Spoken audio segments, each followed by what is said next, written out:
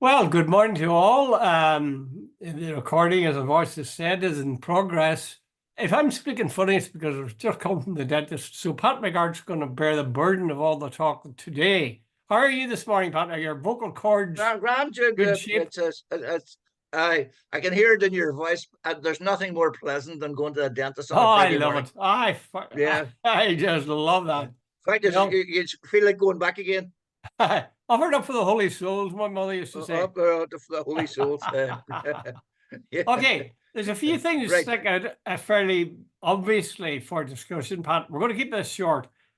Leo Yeah. Varadkar came out and he was at the top of the Irish Times and he said that the Fine Gael party, all the parties, should stop making a united Ireland an aspiration and start making it objective.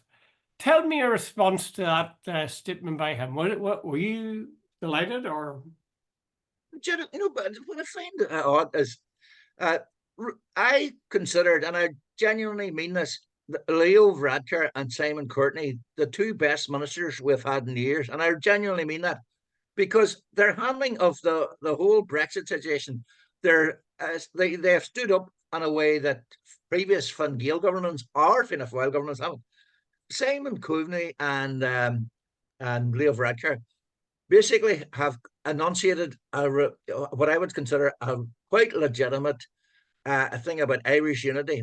Varadkar and Coveney have both said they would like to see unity in their lifetime. Do you know what I find really odd is Fianna Fáil, Micheál Martin, the leader of the so-called Fianna Fáil, the Republican Party, has run away from this debate at a rate that Usain Bolt would be proud of.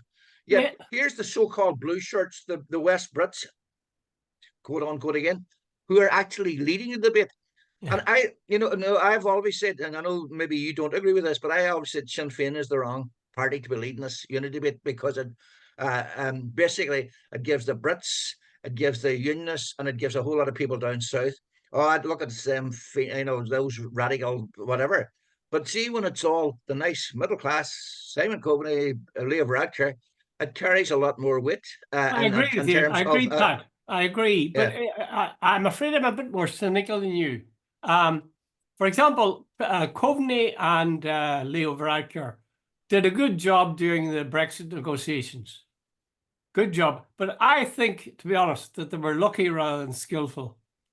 The EU was determined that there was going to be no, porous borders for them. Uh, and they were the ones that were laying down the terms, just as they laid down the terms when the Troika came to town. Likewise, I think in a nicer way, a less obvious way, they were getting Leo to do and Coveney to do what they wanted. Now, I'm not saying that Coveney and Leo Varadkar wouldn't have agreed and would have been willing to do it and were right to do it. But I'm just saying, don't forget that big, strong background of the EU and the influence it would have Yeah. wielded. The other thing Uh, is this thing about making a united Ireland an objective rather mm. than an aspiration. That really, that's the kind of thing I've been calling out for, and we've been calling out for a long time. But um, I'm a wee bit worried about that too, because it's quite a good way of spiking the one sort of major weapon that Sinn Féin have. They are Mr. United Yeah, Ireland. I accept that. So if he can make everybody Mr. United Ireland, I am Spartacus, I'm Spartacus, I'm Spartacus, Yeah. they sort of shot the Sinn Féin fox, so to speak. Now that might be too cynical. I'm glad to see it. Last thing I say is when he mentioned it might be in a few decades' time. Oh my God, I'm sick like that. I really Uh, am sick but like that. someone, and I take your point, and there's an element of truth in that. There's no doubt of it. The other side of the story is, see, when parties are locked into making a United Ireland an objective, uh, it's very hard to disassociate yourself from that. And I Yeah. don't think the unionist populations, I don't think the people who are listening to Brad here saying that will distinguish or make the point you're making. They will see it as a united front for unity. And I think the Brits will take it that way, and the Americans will take it that way. Now they might have a different approach, maybe Fine Gael and maybe and Sinn Féin. But Jude, if all the parties put into their manifestos at the upcoming election, that Irish unity is an objective, Jude, that's as far as someone like me is concerned, that's a big step forward. Because right now, I think Fianna Fáil, all they do is mealy mouthed, aspirational crap that they have no intention of following up. And so I think Uh-huh. I'm giving Radker a lot of credit for what he's Well, done. I give a lot of credit too, but don't forget Neil Martin did have his shared island project. He did I Jude, put and it's money very into good, but the it's A5. He did put money into Derry. He did put money into what was it? yeah, I accept that, Jude, but it's so, when I hear his speeches, I'm just going, Jesus, he's almost apologizing for being a nationalist. And I'm going, good mercy, it's almost like, oh, we have to take we until we convince the most radical, or what would you say, rabid unionists to join us, we won't do anything. Aye, well, That's that's our right. He attitude. hasn't said that, but you get that impression indeed. Uh, I take your point. Of all the parties, he's probably dragging his feet the most. But do you think all the other parties will sign up to that? Do you think Yeah, that I don't know. The Labour Green and parties, they're a rare bunch. Some of them are actually quite Republican in a strange way, and some of the rest of them are almost West Brit. So I don't know where the hell they'd go collectively. there's an awful lot of Uh, independents too, Pat? yeah, a lot of independents too. They're funny. I would have thought the party that would have most problems would have been Fine Gael. Hmm. But who am I to argue about Fine Gael? Because Jude, I did know quite a few people in Fine Gael. I know them personally over the years who were definitely West Brits. Hmm. Oh yeah, Without yeah. question. Yeah, Yeah. yeah, So it is, I find it very cheering, certainly taking isolation, but then I keep thinking about other things like there's an election coming. And if yeah, they can, yeah. add this other brownie point to their platform. Jude, by the way, I sent you a wee note, but Radker is like one of the Dublin buses. He doesn't say anything for a long time, then suddenly he makes two statements in the 1 week. He was at I think Notre Dame University last Yes. weekend, Yeah. and he came out with a great statement where he said that he accepted that the immigration into Ireland, which is obvious, was far too fast. Now, Yeah. he was the Taoiseach that oversaw a lot of that. So what do you make of that? By the way, just to help you out here, apparently our population in the Republic of Ireland is growing at 2% a year. So can you imagine we'll have a 10% growth in 5 years? Oh, Right. that's too much, too What much. what But I say mean, you? again, we've talked about this, and I Yeah, mean, any country that doesn't have a policy and a clear yeah, policy on immigration is ridiculous. Because you'll yeah, not be any good to anybody, either yourself or the people you're welcoming in, if in fact you're not having a policy that says how much can we take in, what sort of support yeah, can we give these people, well, how will they yeah, fit into our economy? So yeah, I totally agree with Leo. I totally agree with him. And my complaint would be that the government doesn't lay this out clearly for people. Like I've said this before, lay out the situation in terms of how many would make sense for us, that is the south of Ireland, to take in? And then yeah. what would we do with them? Would we have them in these big holding centres? Or would there be people we could get working? Should we select them on the basis of what skills they bring? They should lay stuff out on that table so the public know it. If they don't do that, what you get are these bloody headbangers going around trying to burn down tents and Yeah, buildings. yeah. Did you see they're spending 13 million a month alone on housing Ukrainians? 13 million a month, right? Jude, and then you see and there's a sort of moral duty to look after people who are seeking asylum, right? But here's the thing: But you can't say look after you're them on a all, Pat. Pat, you can't no, just say, that's exactly the point. yeah. And there are quite legitimate people who are not racist, and I've met them who are saying, "Wait a minute, pal, I can't get me a hospital appointment. I can't get my kid into that school. I can't get a doctor. We're running out of, there's no houses available." Jude, if you check out in the last, say, 4 or 5 years, the rental situation, we have mentioned it more times than enough. Try renting in the Republic of Ireland now. You would need to bring the bank manager with you, agreed funding before, because in Dublin now it's around about 2,000 a month for to rent anything. And even in rural Donegal and Leitrim and counties like that, and I'd say this last about 2 years, the rents have gone up at least 50%. Do you So think, well, how about we, Mary and Paddy, who are getting married tomorrow morning and say uh, Rafo or Moville or Letterkenny and try to find a house? Not a chance. do you think Sinn Féin's policy, which they've announced, will crack the nut?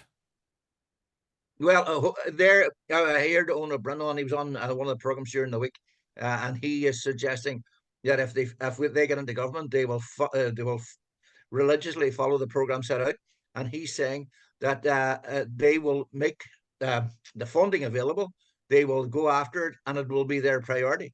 Now, he said it won't solve all problems, but it will ease them considerably, and that he believes that the policy will work. That they're building, what is it, Jude? 300. They're talking about building 300,000 homes in something like 5 years. You know, if they did that, that would be a hell of a start. Well, do you think that'll save Sinn Féin's skin because they've dropped in the polls and they don't look good? Do you think this will bounce them back up? Jude, and well, amongst the young people, I'm not so sure about the rest. No, I keep coming back to this thing, Jude. The Republic is awash with money right now, and that 14 billion from Apple is going to come into the equation. So, Jude, I am betting, as I said to you last week, Dr. Collins, I am betting there will be an election before Christmas. I am certain. I'm betting the same thing. But I'm just wondering, do you find it all embarrassing? It's not just this question of housing and so on, the promises they made. It seems to me that the government in the South is at present throwing money at people, promising people right, left, and centre. I mean, I couldn't keep up with it. Maybe you know the details of it, but my God, just seemed every second person for child, for newly married, for a household, you know. I think you mentioned it earlier on. They're funding nurses in Northern Ireland. They have offered considerable monies for the A5. They they have done what's it, Earn Waterways. They've put in money for that. They are also putting in big money for McGee University, and so on. And they promised someone this week in regard to the North as well. I can't remember, but anyway, you get the impression that maybe it's a creeping all out. I don't know. Well, tell me this: do you think, in fact, people will vote for them because they'll say, "Ah, the hell, I never liked Fine Gael, but they're offering me what amounts to £1,000 or €1,000, and geez, I'm going to take that." So, my vote. I'll stand my vote. You think I'll do it? Absolutely. And I've said it before. I have to actually talk to people who said, I don't particularly like the ideology of Fine Gael, but we're living in good times, and Sinn Féin are untried and untested in government. So I'm sort of the current guys might be the least worst option, and I've heard that from people who, by the way, don't even like Fine Gael and are sort of semi-pro Sinn Féin, but they're reluctant to change. Boy, oh boy. It's funny when you see what is being done, and you would denounce it in the theory, but when it comes to the practice, you denounce in theory the idea of buying people's votes by giving them money, and yet when it comes to the crunch, you say, "Oh, bloody marvelous! I think I'll have some of that," That's like Gareth Fitzgerald's famous one. I know it works in practice, but does it work in theory? Yes, you done that before, yeah. Okay, let's move on briefly, Pat, because we're going to keep it short, as I say. How long have we got? But another 10 minutes or so. The LCC. Nolan was going mad about this during the week, both on TV and on the radio. And his objection was that the Minister for Education, Paul Givan, should have consulted with the Loyalist Community Council, is that it? Before, and that this, it represents or includes among its number UVF guys, UDA guys, Red Hand Commando guys, and so on. And he says, this is ridiculous. These guys should have transitioned out of existence long ago. It's disgraceful for a Minister of Education to be asking them what they should do with the state's children. What would your reaction be? Was that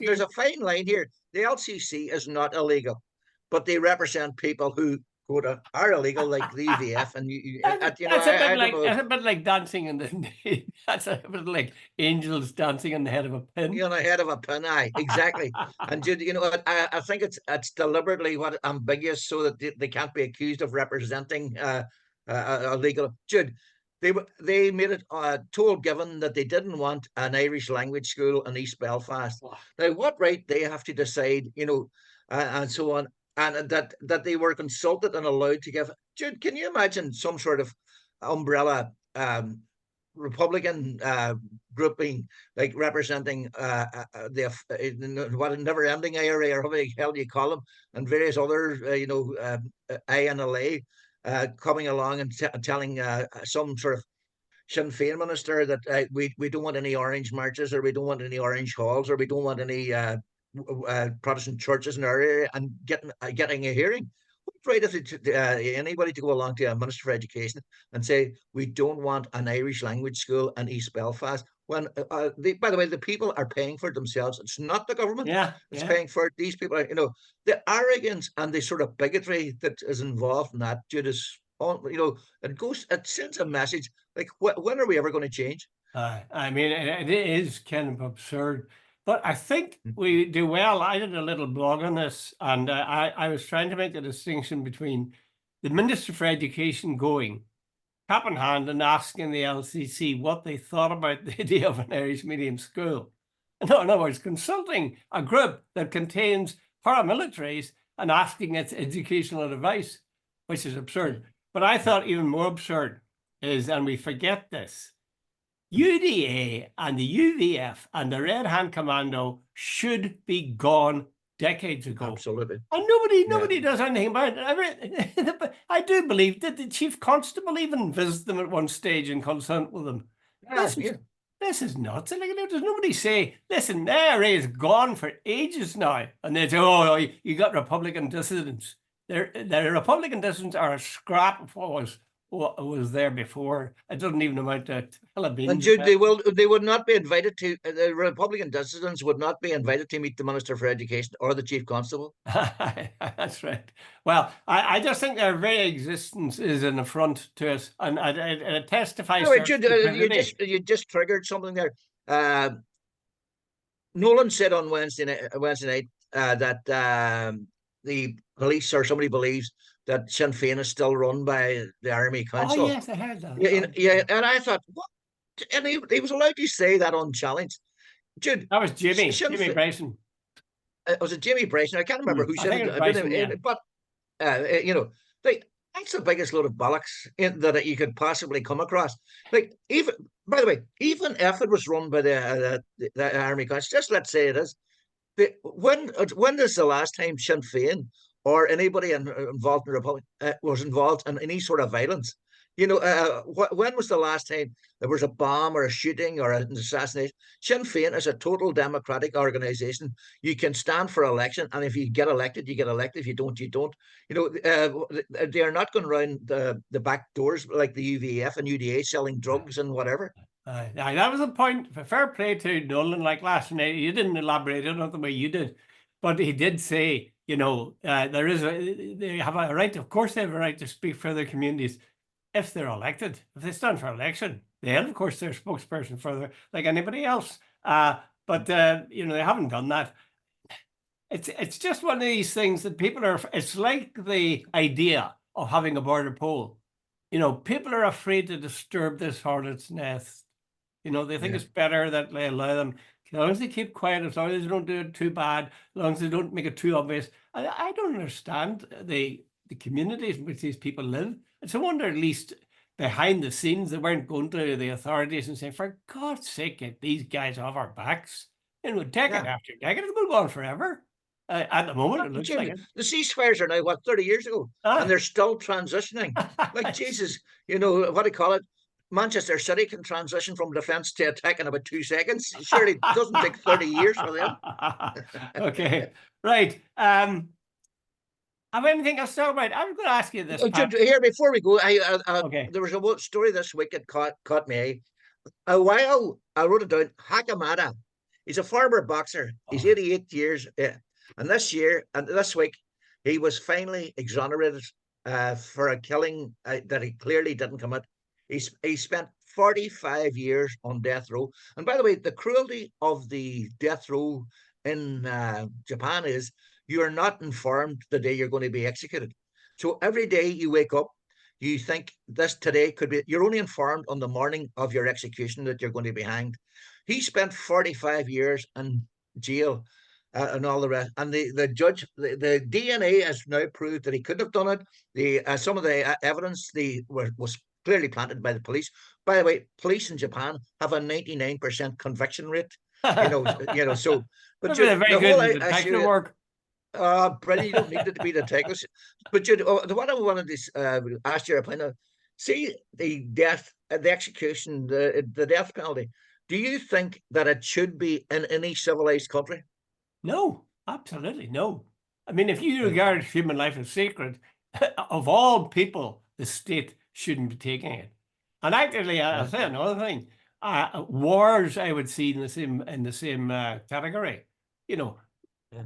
the state organizes wars, sends young fools, and that's the only word for them, fools, out to the front to be cannon fodder, and their lives are smashed away, and they've left grieving relatives at home. Mother of God, all that stuff in the Middle East, all that stuff in Ukraine, all of that's state backed. There are states which are Yeah. doing that. So don't let's get too excited about the fact that they occasionally take some guy who's innocent and either hang him or gas him or whatever, or have him in prison for decades like this Japanese man, and then allow him to eventually go free when his life is over, virtually. Yeah, it was 88. The Yeah. state does this kind of thing. It's just, if you like, I suppose it presents, and somebody said, an individual life's the loss of an individual life's a tragedy. The loss of a million is just a statistic. I think that's part of what we're talking about here. Wars are capital punishment writ large, in my view. Yeah. I think I'm going to join the Quakers. I think I would join them in the morning. On that note, Jude. They're very nice people, I believe. Okay, Pat, you're going to do good things, are you? You're going to have a nice weekend. Yes. Thank you, and same to you. And I Okay, hope your teeth right, get Pat. better. All the best. Bye, Jude.